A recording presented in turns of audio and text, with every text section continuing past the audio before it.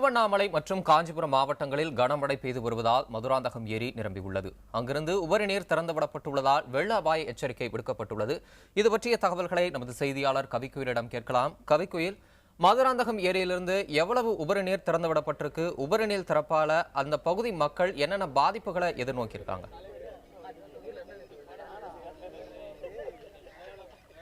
தமிழரசன், அதாவது இந்த மதுராந்தகம் ஏரி என்பது காஞ்சிபுரத்தின் தெற்கு பகுதியில் இருக்கின்றது. இதன் மொத்த பரப்பளவு கிட்டத்தட்ட 4750 ஏக்கர் அளவு. ஏரிக்கரை அப்படின்னு பார்த்தோம்னா 4 கிலோமீட்டர் அளவுக்கு இருக்கின்றது. இதன் உச்சக்கட்ட கொள்ளளவு என்பது 23 அடி. நேற்று பெய்த கனமழையால இந்த 23 அடியையும் தாண்டி தண்ணீர் வந்திருப்பதால தற்பொழுது இந்த உபரி நீரானது வெளியேற்றப்பட்டு வருகின்றது. இதற்கு இந்த ஏரிக்கு மொத்தம் 5 மதகுகள், 3 களங்கள் மற்றும் 2 மெயின் ஷட்டர்கள் இருக்கின்றது. தற்பொழுது இந்த ஒரு ஷட்டர் வழியாக உபரி நீரானது வெளியேறி வருகின்றது. இந்த செய்யாறு பகுதியில் இருந்து வரக்கூடிய கிளியாறு அந்த ஆறும், அது மட்டுமின்றி நெல்வயல் ஆறில் இருந்து தான் இந்த ஏரிக்கு தண்ணீரானது வந்து கொண்டிருக்கின்றது.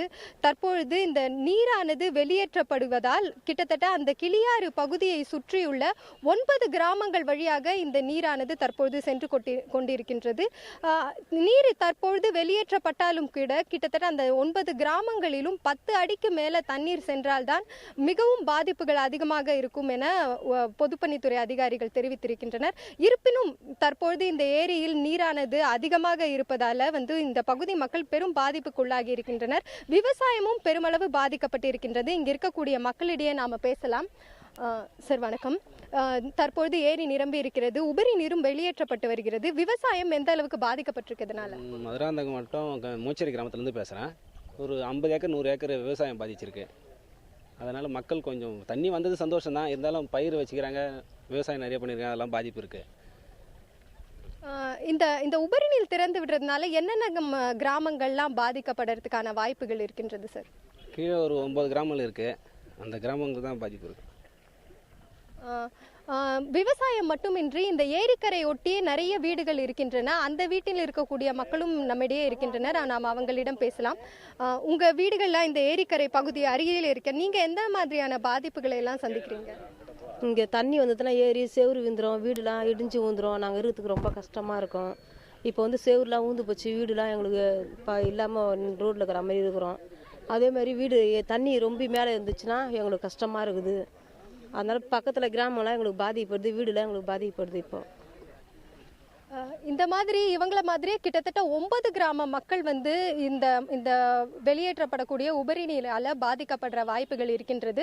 அந்த பாதிப்புகளை சமாளிப்பதற்காக சமுதாய நலக்கூடங்களும், தனியார் திருமண மண்டபங்களும், உயர்நிலை மற்றும் மேல்நிலை பள்ளிகள்லையும் இவர்களை பாதுகாப்பாக இருக்கிறதுக்கான ஏற்பாடுகள் செய்யப்பட்டிருப்பதாக மாவட்ட ஆட்சியர் தெரிவித்திருக்கின்றார்.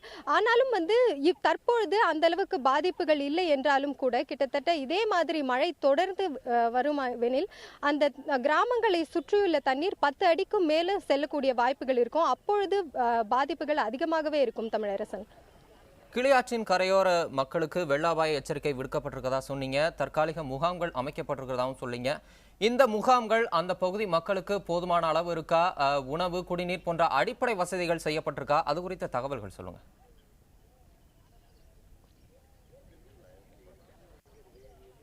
தமிழரசன், நான் சொன்ன மாதிரியே தனியார் திருமண மண்டபங்கள்லையும், சமுதாய நல கூடங்கள்லையும், பள்ளிக்கூடங்கள்லையும் இவர்களுக்கான பாதுகாப்பு ஏற்பாடுகள் செய்யப்பட்டிருக்கின்றது. அது மட்டுமின்றி தண்ணீர் இப்போ தற்பொழுதைய நிலையில இவர்களுக்கான பாதிப்புகள் அதிகம் இல்லாத இருக்க போவதாக தெரியவில்லை. அது மட்டுமின்றி இவர்களுக்கு இந்த உணவு பொட்டலங்களும் குடிநீர் வசதிகளுமே ஏற்கனவே செய்யப்பட்டிருப்பதாகவும் மாவட்ட ஆட்சியர்கள் தெரிவித்திருக்கின்றனர்.